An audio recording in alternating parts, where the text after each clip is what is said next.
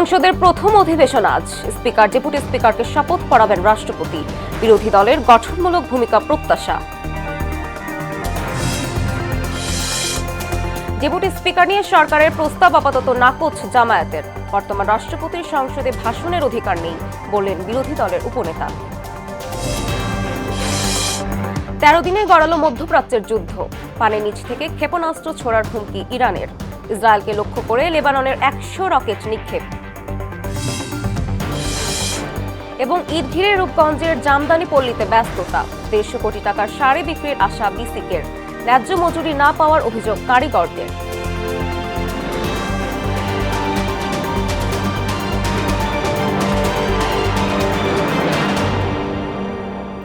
আসসালামু আলাইকুম, স্বাগত মোহনা সংবাদে। এতক্ষণ শুনছিলেন শিরোনাম, পুরো সংবাদের সঙ্গে আছি আমি সুমাইয়া সারা। ত্রয়োদশ জাতীয় সংসদের প্রথম অধিবেশন শুরু হচ্ছে আজ। অধিবেশন বসবে বেলা 11টায়। প্রথম দিনে নির্বাচিত হবেন স্পিকার ও ডেপুটি স্পিকার। গতকাল সংসদ ভবনে সরকারি দলের বৈঠক শেষে স্বরাষ্ট্রমন্ত্রী বলেন, এই দুটি পদ নির্বাচনের দায়িত্ব দেওয়া হয়েছে সংসদ নেতা তারেক রহমানকে। রাষ্ট্রপতি স্পিকার ডেপুটি স্পিকারকে শপথ পড়াবেন বলেও জানান তিনি। এদিকে এক সংবাদ সম্মেলনে চিফ হুইপ নুরুল ইসলাম বলেন, সংসদ নেতার ভাষণের মধ্য দিয়ে আজ শুরু হবে অধিবেশন। রীতি অনুযায়ী বক্তব্য রাখবেন রাষ্ট্রপতি। মফির রহমানের রিপোর্ট। অধিবেশনের জন্য প্রস্তুত জাতীয় সংসদ। বৃহস্পতিবার সকাল 11টায় বসবে প্রথম অধিবেশন। এ উপলক্ষে বৈঠক করেন সরকার দলের সংসদ সদস্যরা।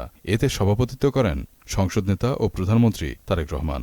সংসদ সদস্যদের আচরণ সহ বেশ কিছু বিষয়ে দিক নির্দেশনা দেন তিনি।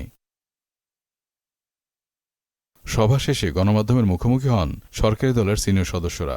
স্বরাষ্ট্রমন্ত্রী বলেন, অধিবেশনে জুলাই শহীদের আকাঙ্ক্ষা সহ সনদে সম্মত হওয়া বিষয়ে আলোচনা হবে। প্রথম অধিবেশনে আসবে বেশ কিছু যুগান্তকারী সিদ্ধান্ত। অধিবেশন বসুক, তারপরে জনপ্রত্যাশা নিয়ে আমরা কথা বলবো এবং শহীদের আকাঙ্ক্ষা পূরণের জন্য আমরা কথা বলবো এবং সমস্ত কিছু জুলাই জাতীয় সনদে যা কিছু আমরা সম্মত হয়েছে সবকিছু আমরা ধারণ করবো ইনশাআল্লাহ।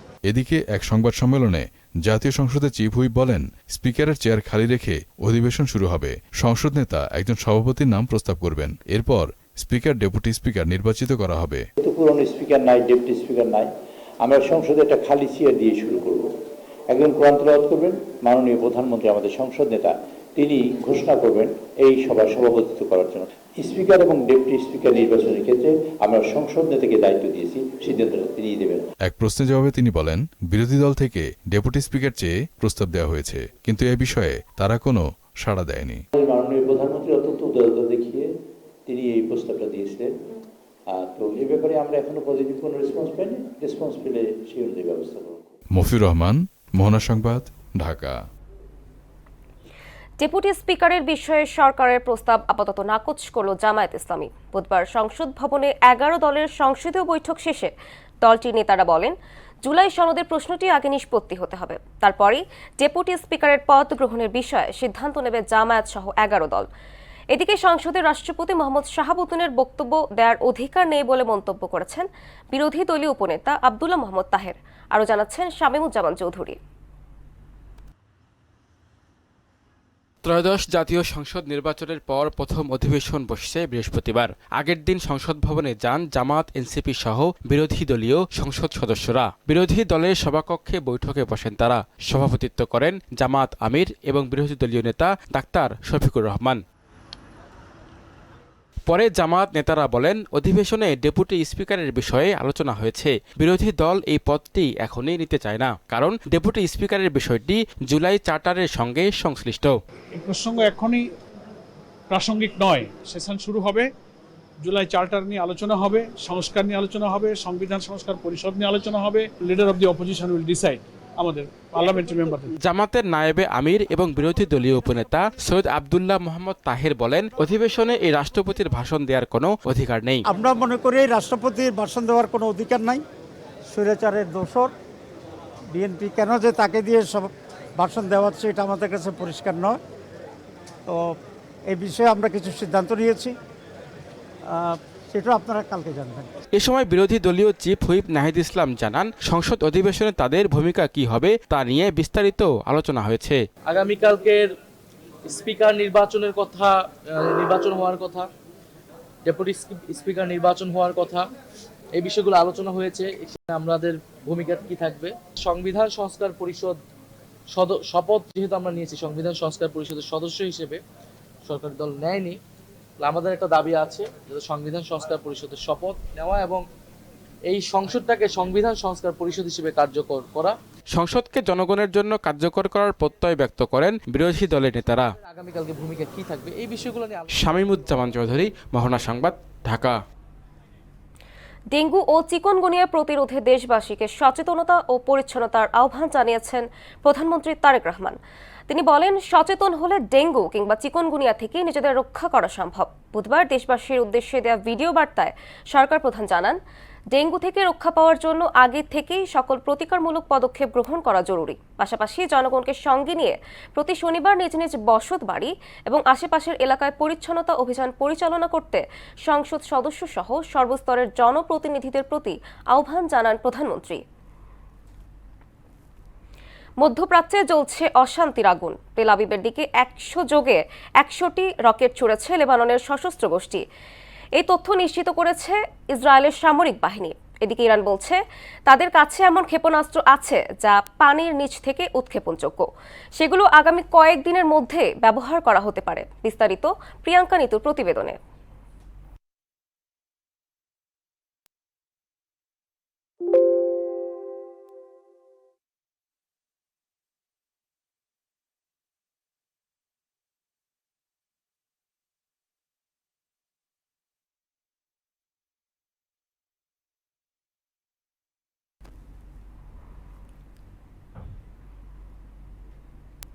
জলসীমায় ছোট নৌকা দিয়ে হামলা চালিয়ে দুটি বিদেশি তেলবাহী ট্যাঙ্কারে আগুন ধরিয়ে দিয়েছে ইরান। এই ঘটনায় অন্তত একজন নাবিক নিহত হয়েছেন। ঘটনার পর ইরাক তাদের সব তেল বন্দরের কার্যক্রম সাময়িকভাবে বন্ধ করে দিয়েছে, তবে বাণিজ্যিক বন্দর চালু রয়েছে। পারস্য উপসাগরের অতি গুরুত্বপূর্ণ জলপথ হরমুজ প্রণালী দিয়ে বিশ্ববাজারে 1 লিটার তেলও যেতে না দেওয়ার চূড়ান্ত ঘোষণা দিয়েছে ইরান। তেহরান বলছে ব্যারেল প্রতি তেলের দাম $200 ছাড়ানোর জন্য যেন বিশ্ববাসী এখন থেকেই প্রস্তুত থাকে। এদিকে লেবানন থেকে উত্তর ইসরায়েলের দিকে প্রায় 100টি রকেট ছুড়েছে হিজবুল্লাহ। এতে ইসরায়েলের হাইফা, গ্যালিলি ও গোলান মালভূমি এলাকায় সাইরেন বেজে ওঠে। চলতি মাসে এটি ইসরায়েলের বিরুদ্ধে হিজবুল্লাহর সবচেয়ে বড় হামলা বলে মনে করা হচ্ছে। লেবানন সরকার হিজবুল্লাহকে থামাতে না পারলে বৈরুতের একটি অংশকে গাজার মতো ধ্বংসস্তূপে পরিণত করার হুমকি দিয়েছে ইসরায়েল। এদিকে ইরানের IRGC জানিয়েছে তাদের কাছে পানির নিচ থেকে উৎক্ষেপণযোগ্য বিশেষ ক্ষেপণাস্ত্র রয়েছে, যা প্রয়োজনে খুব শীঘ্রই ব্যবহার করা হতে পারে। অন্যদিকে 3 শর্তে যুদ্ধ বন্ধ করবে বলে জানিয়েছে ইরান। দেশটির প্রেসিডেন্ট মাসুদ পেজেশকিয়ানের দেয়া 3টি শর্ত হল ইরানের বৈধ অধিকারকে স্বীকৃতি দেওয়া, ক্ষতিপূরণ প্রদান এবং ভবিষ্যতে আর কোনো আগ্রাসন না হওয়ার জন্য শক্ত আন্তর্জাতিক নিশ্চয়তা নিশ্চিত করা। প্রিয়াঙ্কা নিতু, মোহনা সংবাদ। জ্বালানি তেলের সংকটে আসন্ন ঈদুল ফিতর ঘরমুখো মানুষের যাতায়াতে বড় ধরনের শঙ্কা ও উদ্বেগ তৈরি হয়েছে। অনেক পেট্রোল পাম্পে দীর্ঘ সারি এবং সীমিত জ্বালানি বিক্রির অভিযোগ পাওয়া গেছে, যা দূরপাল্লার বাস ও ব্যক্তিগত যানবাহনের ঈদযাত্রাকে বিঘ্নিত করতে পারে বলে মনে করছেন সংশ্লিষ্টরা। অন্যদিকে পাম্প মালিকরা বলছেন, তেল সরবরাহে কোনো সংকট হবে না। অতিরিক্ত চাহিদার কারণেই ভিন্ন পরিস্থিতি তৈরি হয়েছে। নাজমুল ইসলামের প্রতিবেদন। মধ্যপ্রাচ্যে যুদ্ধের জেরে দেশের জ্বালানি তেলের বাজারে সৃষ্ট অস্থিরতা এখনও কাটেনি। রাজধানীর বিভিন্ন এলাকায় পেট্রোল পাম্পের সামনে যানবাহনের দীর্ঘ লাইন দেখা গেছে। কেউ ফজরের নামাজের পরেই লাইনে দাঁড়িয়েছেন, কেউ সেহরি শেষ করে তেলের আশায় পাম্পে ভিড় করছেন। ভোগান্তি দূর করার জন্য সরকারের কিছু পদক্ষেপ নেওয়া উচিত, না হলে জনগণ অনেক বিপদে পড়ে যাবে আর গাড়ি ঘোড়া বন্ধ হয়ে যাবে। ভাই, আমরা যারা দিন মজুর সারাদিন খাইটা খাই, হেরা তেল পাই মুনা আইলে বইয়া থাকবো, যখন 2টা বাজে যদি হ্যান তেল বইরা নেই, তাহলে আমি একটা টিপ মারুম কখন। সরকার বলে যে তেলের অভাব নাই, চিটাগাঙে তেলের গাড়ি আই মানে কি করে জাহাজ, তেলের জাহাজ আইয়ে চিটাগাং ভরে গেছে, কিন্তু ঢাকা শহরে তেলের ভ্যান হয় নাই। 10 লিটার তেলে কয় কিলো গাড়ি চলে? অথচ টিভিতে হেডলাইনে দেখি এ দেশে জ্বালানি তেলের কোনো সংকট নাই। এদিকে আসন্ন ঈদুল ফিতর ঘিরে বাস চালকদের মধ্যে দেখা দিয়েছে উদ্বেগ ও শঙ্কা। তাদের অভিযোগ, প্রয়োজনের তুলনায় অর্ধেক পরিমাণ জ্বালানি তেলও পাওয়া যাচ্ছে না। এর ফলে ঈদযাত্রায় যাতায়াত মারাত্মকভাবে ব্যাহত হওয়ার শঙ্কা করছেন তারা। 30 লিটার 20 লিটারের বেশি কেউ তেল দিতে পারছে না, কোনো পাম্পেই দেয় না। দীর্ঘ লাইন ধরে থাকা লাগে 2 ঘন্টা 3 ঘন্টা থাকার পরে 20 লিটার তেল দেয়। গাপ তুলে আপ ডাউন করে আমার গাড়ি তেল খায় 70-75, আমার পাম্পে গেলে তেল দেয় 30 লিটার সর্বোচ্চ। পাম্পে যদি তেল বেশি যায়, ওরা বলে ওদের কিছু টাকা পয়সা দিলে ওরা আমাদের মনে করেন যে তেল দিবে, তাছাড়া 20টার উপর পাম্পে তেল দেয় না। সমস্যা হবে না? আপনি যদি মনে করেন যে দূরপাল্লার যে গাড়িগুলি বা যে গাড়িগুলি আপনার লংয়ে চলতেছে, তারা চলবে কিভাবে করে? আপনার তেল যদি লাগে 100টা, আপনার যদি 30টা, কিভাবে করে আপনি কভার করবেন? দূরপাল্লার যাত্রায় নির্বিঘ্নে গন্তব্যে পৌঁছানো নিয়ে অনিশ্চয়তার মুখে পড়তে হতে পারে বলে শঙ্কা প্রকাশ করেন অনেকেই। যদি রাস্তায় তেলের সংকট হয়ে যায় তাহলে তো যাওয়ার সমস্যা হবে। এই জন্য আমি একটু আশঙ্কায় আছি যে তেল শেষ হয়ে যাবে কিনা বা পাওয়া যাবে কিনা, এটা একটা সমস্যা। আশঙ্কা করছি যে যদি তেল না থাকে তাহলে বাড়ি পৌঁছাবো কিভাবে, আসলে তো একটু আশঙ্কা বোধ করছি আমরা। পাম্প মালিকদের দাবি, জ্বালানি তেলের পর্যাপ্ত সরবরাহ রয়েছে, তবে হঠাৎ করে চাহিদা বেড়ে যাওয়ায় অনেক স্থানে তৈরি হয়েছে কৃত্রিম সংকট। ঈদের তেলের চাহিদা বাড়বো, সেক্ষেত্রে সরকার যদি আমাদেরকে ওই পরিমাণ দিতে পারে, আমরা ওইভাবে সার্ভ করব। তেলের কোনো ঘাটতি নাই আর কি, তেল সরকারের কাছে যথেষ্ট আছে, আমাদের যা দিচ্ছে আমরা তাই সেল করতেছি। নাজমুল ইসলাম, মোহনা সংবাদ, ঢাকা। ঈদ সামনে রেখে ব্যস্ত সময় পার করছেন রূপগঞ্জের নোয়াপাড়া জামদানি পল্লীর তাঁতিরা। সকাল থেকে রাত অবধি চলছে বাহারি ডিজাইনের জামদানি বুননের কাজ। কারিগরদের কিছুটা অভিযোগ থাকলেও ভালো দাম পেয়ে খুশি ব্যবসায়ীরা। এবার ঈদে প্রায় 150 কোটি টাকার শাড়ি বিক্রির আশা করছে বেসিক কর্মকর্তারা। সাত্তার আলী সোহেলের প্রতিবেদন, জানাচ্ছেন তাহসিন তারিন। ঈদ সামনে রেখে ব্যস্ত রূপগঞ্জের জামদানি পল্লীর তাঁতিরা। সকাল থেকে মধ্যরাত পর্যন্ত চলছে শাড়ি বুননের কাজ। কেউ বা সুতার রং করছেন, কেউ সেই সুতা শুকাচ্ছেন, আবার কেউ বা চরকিতে সুতা কাটছেন। প্রতি শুক্রবার তারাবো, নোয়াপাড়া, পিসিকপল্লী ও ডেমরা বাজারে বসে জামদানির হাট। রাজধানী সহ সারা দেশের ব্যবসায়ীরা ভিড় জমান এখানে। অরিজিনাল ঢাকায় জামদানি সেটা আসলে এখানেই পাওয়া যায়, অন্য কোথাও গেলে এই অরিজিনাল শাড়িটা পাওয়া যাবে না, হয়তো জামদানি পাওয়া যাবে। আমরা প্রায় আসি এখান থেকে, পাইকারি খুচরা সবাই পাইকারি নিতে আসে, খুচরাও বিক্রি করে। এটা সরাসরি একজন ক্রেতা হিসেবে দেখে দেখে জামদানিটা নেওয়া যায়, সেই জন্য একটা মানুষের একটা আকর্ষণ থাকে অন্যরকম। আর এখানে শুধু শাড়ি ছাড়াও বাকি কিন্তু আরো অনেক প্রোডাক্টস আছে, যেরকম জামদানি 3 পিস আছে, কুর্তি আছে, 2 পিস আছে। এখানে আসলে আমরা একটা জায়গায় এসে সব অপশনসগুলো পাই। ক্রেতা আকৃষ্ট করতে জামদানির ডিজাইনে এনেছে নতুনত্ব। এবার তৈরি হচ্ছে ফুল তেরচি, ছিটার তেরচি, ছিটার জাল, সুই জাল, হাঁটুডাঙ্গা, গোলাপ, জুই, পোনা ফুল, মদন পায়ের সহ প্রায় 1/2 শতাধিক বাহারি জামদানি। 5,000 থেকে 2 লাখ টাকা পর্যন্ত বিক্রি হয় এইসব জামদানি। এখন ভালো কাজ হইতেছে, এরকম কাজ যদি সবসময় হইতো তাই আমরা ভালো হইতো। বর্তমান এখন রোজার মাস তো সামনে ঈদ, এখন একটু চাপটা বেশি কাজে। আমাদের কাজ ভালোই চলতেছে, আলহামদুলিল্লাহ, আগের চাপ বাড়ছে। ঈদকে কেন্দ্র করে অন্যান্য সময়ের চেয়ে বেচাকেনা 50% বেশি হয় বলে জানালেন বিসিকের এই কর্মকর্তা। এক এক ধরনের তাতে এক এক রকম, কারো আসলে ব্যবসাটা অনেক বেশি বড়, কারো হচ্ছে ছোট। তো সব মিলিয়ে হচ্ছে আসলে এই জায়গায় এই ঈদকে কেন্দ্র করে তাঁতিদের মতে প্রায় 150 কোটি টাকার মতো কেনা বেচা হয়ে থাকে মূলত। নোয়াপাড়া পল্লীতে প্রায় 7,000 শ্রমিক জামদানি তৈরির কাজে নিয়োজিত। তাহসিন তারিন, মোহনা সংবাদ। এবার সারা দেশ অনুষ্ঠিত সভা সমাবেশ নিয়ে প্রতিনিধিদের পাঠানো তথ্যে ও চিত্রে ডেস্ক রিপোর্ট। কেরানীগঞ্জে উপজেলা নির্বাহী কর্মকর্তার সভাপতিত্বে আইন শৃঙ্খলা কমিটির মাসিক সভা অনুষ্ঠিত হয়েছে। কুষ্টিয়ার খোকসায় প্রত্যাহার হওয়া সাবেক ওসির বিচারের দাবিতে মানববন্ধন ও প্রতিবাদ সমাবেশ এবং স্মারকলিপি প্রদান করেছে খোকসা বাজারের ব্যবসায়ীরা। টাঙ্গাইলের মির্জাপুরে বাওয়ার কুমারজানি রোডে হালিম আধুনিক হাসপাতাল অ্যান্ড ডায়াগনস্টিক সেন্টারে ইফতার ও দোয়া মাহফিল অনুষ্ঠিত হয়েছে। বগুড়ার সোনাতলার সুইজাতপুরে সমাজসেবা সংস্থার উদ্যোগে ইফতার মাহফিল অনুষ্ঠিত হয়েছে। নারায়ণগঞ্জের ফতুল্লার মাহমুদপুরের কুতুবপুরে ব্যবসা প্রতিষ্ঠানে মাদক ব্যবসায়ীদের হামলা ও ভাঙচুরের প্রতিবাদে সংবাদ সম্মেলন করেছেন ভুক্তভোগী। নওগাঁর মান্দায় যুবদলের মান্দা উপজেলা শাখার আয়োজনে বিভিন্ন আন্দোলনে শহীদ ও আহত পরিবারের সদস্যদের সম্মানে দোয়া ও ইফতার মাহফিল অনুষ্ঠিত হয়েছে। নোয়াখালীতে সামাজিক যোগাযোগ মাধ্যমে মিথ্যা অভিযোগের প্রতিবাদে ইউপি সচিব সংবাদ সম্মেলন করেছেন। বকেয়া বেতন ও ঈদ বোনাসের দাবিতে ময়মনসিংহের ভালুকায় বিক্ষোভ করেছেন শেফার্ড জিন্স লিমিটেড কারখানার শ্রমিকরা।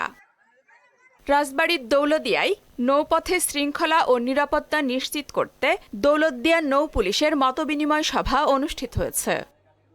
জামায়াতে ইসলামী নরসিংদীর মাধবদী শহর ও থানা শাখার উদ্যোগে এসপি ইনস্টিটিউশন স্কুল মাঠে ইফতার মাহফিল ও আলোচনা সভা অনুষ্ঠিত হয়েছে। জামালপুরে রমজান উপলক্ষে জামালপুরস্থ দেওয়ানগঞ্জ সমিতির উদ্যোগে দোয়া ও ইফতার মাহফিল অনুষ্ঠিত হয়েছে। পটুয়াখালীতে সোশ্যাল ডেভেলপমেন্ট ফাউন্ডেশনের জেলা পর্যায়ে স্বাস্থ্য ও পুষ্টি বিষয়ক স্টেক হোল্ডার কর্মশালা অনুষ্ঠিত হয়েছে। ফরিদপুর পৌরসভার উদ্যোগে পরিকল্পনা প্রণয়ন ও বাস্তবায়ন বিষয়ক প্রশিক্ষণ কর্মশালা অনুষ্ঠিত হয়েছে। আফরিন পপি, মোহনা সংবাদ। গাজীপুরের শ্রীপুরে বৈদ্যুতিক ট্রান্সফরমার বিস্ফোরণের পর একটি ভবনে ভয়াবহ অগ্নিকাণ্ডে 4 জন দগ্ধ হয়েছেন। বুধবার রাত 11টার দিকে শ্রীপুর উপজেলার মাওনা চৌরাস্তা এলাকায় শহীদ সুপারভিউ নামের একটি এই অগ্নিকাণ্ড ঘটে। ফায়ার সার্ভিসের 2টি ইউনিট প্রায় আধা ঘন্টার চেষ্টায় আগুন নিয়ন্ত্রণে আনে। দগ্ধ 4 জনকে উদ্ধার করে ঢাকায় পাঠানো হয়েছে।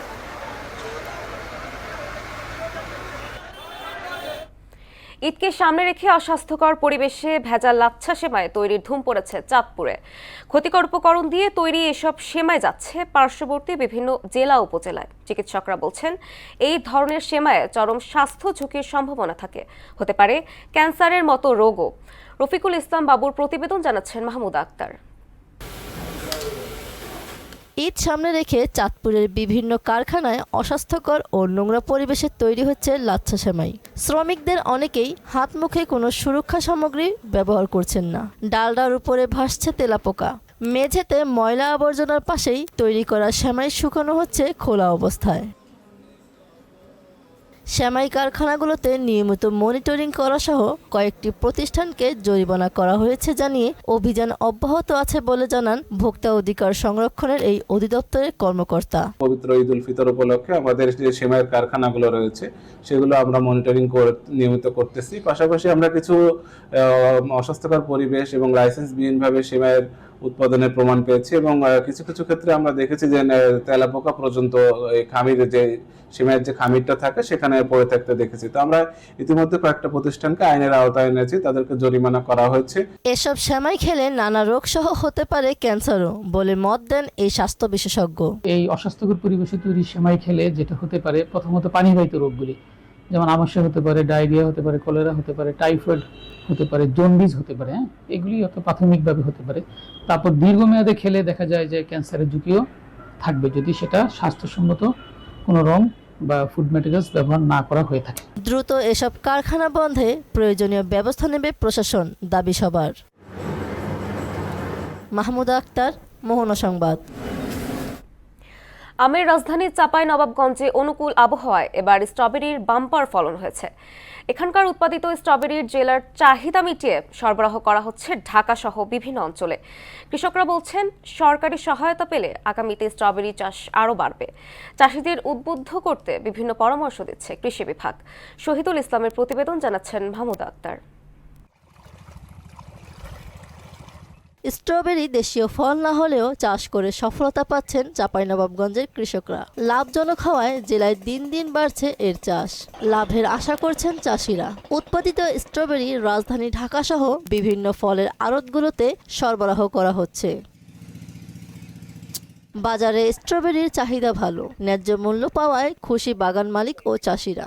সরকারি সহায়তা পেলে আগামীতে স্ট্রবেরি চাষ বাড়াবে তারা। এ বছরে কিন্তু আবহাওয়া ভালো, স্ট্রবেরির ফলন ভালো, সামনেবার আরো ইচ্ছা আছে যে আবাদ বাড়ার জন্য। গতবারের চাইতে আমরা এবার দামও আমাদের স্ট্রবেরির খুব ভালো আছে, আমরা লাভবান হয়েছি আর কি স্ট্রবেরি করে। একটা ভালো ফসল উৎপন্ন করে মানুষের কাছে পৌঁছে দিতে পারছি, এটা করতে পেরে আমি অনেক খুশি। এটা চাহিদা হওয়ার কারণে দেখা যাচ্ছে আপনার এই স্ট্রবেরি গুলো আমরা বাগান থেকে সরাসরি হারভেস্ট করে দেশের বিভিন্ন জেলায় আমরা পাঠাতে পারি। আমের রাজধানীতে আগামীতে স্ট্রবেরির আরও উৎপাদন বাড়বে। অনেকের ব্যবস্থা হয়েছে কর্মসংস্থানেরও। উপার্জিত টাকা দিয়ে লেখাপড়া সহ সংসারে ফিরেছে সচ্ছলতা। অনেকে 600 টাকা বেতন পায়, আমাদের সংসার চলে এখান থেকেই। প্রতিদিন কাজ করতে পারছি, 2 মাস থেকে কাজ করছি। প্রতিদিন আমি 600 টাকা বেতন পাই, এতে আমার সংসার চলে ছেলে মেয়ে। বিভিন্ন জেলায় আমাদের এই ফল খাই, আমরা বিভিন্ন জেলাতে পাঠাই। গতবারের চেয়ে ফলনও বেশি, দামও বেশি। আবহাওয়া অনুকূলে থাকায় গত বছরের তুলনায় স্ট্রবেরি আবাদ বৃদ্ধি পেয়েছে। ফলটি চাষের জন্য মাঠ পর্যায়ে কৃষকদের উদ্বুদ্ধ করতে বিভিন্ন ধরনের পরামর্শ দিচ্ছে কৃষি বিভাগ। এবছর আমাদের স্ট্রবেরি যে আবাদ সেটি বৃদ্ধি পেয়েছে এবং এর ফলন চমৎকারভাবে হয়েছে। তো শুরুর দিকে কিন্তু আবহাওয়া প্রতিকূলে থাকায় বা উৎপাদন কিছুটা হ্যাম্পার হয়েছে, কিন্তু পরবর্তীতে অনুকূল আবহাওয়ার কারণে উৎপাদন চমৎকার হয়েছে। এবছর 115 হেক্টর জমিতে স্ট্রবেরির আবাদ করেছেন কৃষকরা। জেলায় স্ট্রবেরি উৎপাদনের লক্ষ্যমাত্রা ধরা হয়েছে 1495 টন। মাহমুদা আক্তার, মোহনা সংবাদ। দর্শক, এ পর্যায়ে জানিয়ে দিচ্ছি আজকের সংবাদপত্রের গুরুত্বপূর্ণ শিরোনাম।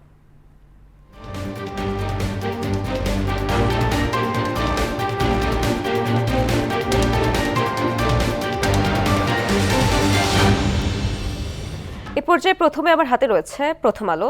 প্রথম আলো শিরোনাম করেছে, শুরু থেকেই উত্তাপের আভাস, হরমুজ প্রণালী ঘিরে হামলা বেড়েছে, নাহিদের আগুনে পুড়ল পাকিস্তান। দৈনিক ইত্তেফাক শিরোনাম করেছে, সংসদ বসছে আজ, ইরান চায় যুদ্ধ দীর্ঘায়িত করতে, যুক্তরাষ্ট্র ইসরায়েল চায় সমাপ্তি। সমকাল শিরোনাম করেছে, প্রথম অধিবেশনে উত্তাপ ছাড়বে জুলাই সনদ, যুদ্ধের কেন্দ্রে এখন হরমুজ প্রণালী। বাংলাদেশ প্রতিদিন শিরোনাম করেছে, সংসদে প্রথম অধিবেশন আজ, বিতর্কিত অধ্যাদেশ সংসদে যাচাই হোক, কার্যকর ও প্রাণবন্ত সংসদ চায় বিএনপি। যুগান্তর শিরোনাম করেছে, ঐতিহাসিক মাহেন্দ্রক্ষণ আজ, যুদ্ধের আগুন এখন হরমুজ প্রণালীতে, মন্ত্রী এমপিদের চলনে বলনে মার্জিত থাকার পরামর্শ। দ্য ডেইলি স্টার শিরোনাম করেছে,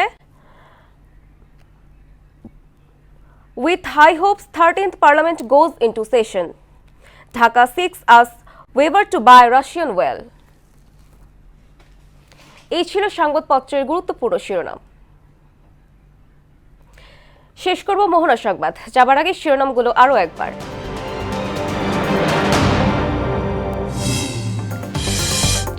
সংসদের প্রথম অধিবেশন আজ, স্পিকার ডেপুটি স্পিকারকে শপথ করাবেন রাষ্ট্রপতি, বিরোধী দলের গঠনমূলক ভূমিকা প্রত্যাশা। ডেপুটি স্পিকার নিয়ে সরকারের প্রস্তাব আপাতত নাকচ জামায়াতের, বর্তমান রাষ্ট্রপতির সংসদে ভাষণের অধিকার নেই বললেন বিরোধী দলের উপনেতা। 13 দিনে গড়ালো মধ্যপ্রাচ্যের যুদ্ধ, পানির নিচ থেকে ক্ষেপণাস্ত্র ছোড়ার হুমকি ইরানের, ইসরায়েলকে লক্ষ্য করে লেবাননের 100 রকেট নিক্ষেপ।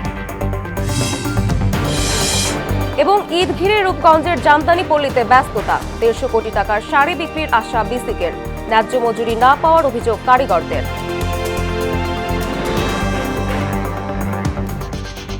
এই ছিল মোহনা সংবাদে। পরবর্তী সংবাদ দুপুর 1টায়। এর আগে সকাল 11টায় দেখবেন সংবাদ এক নজরে। মোহনার সবশেষ খবর জানতে ভিজিট করুন www.mohana.tv।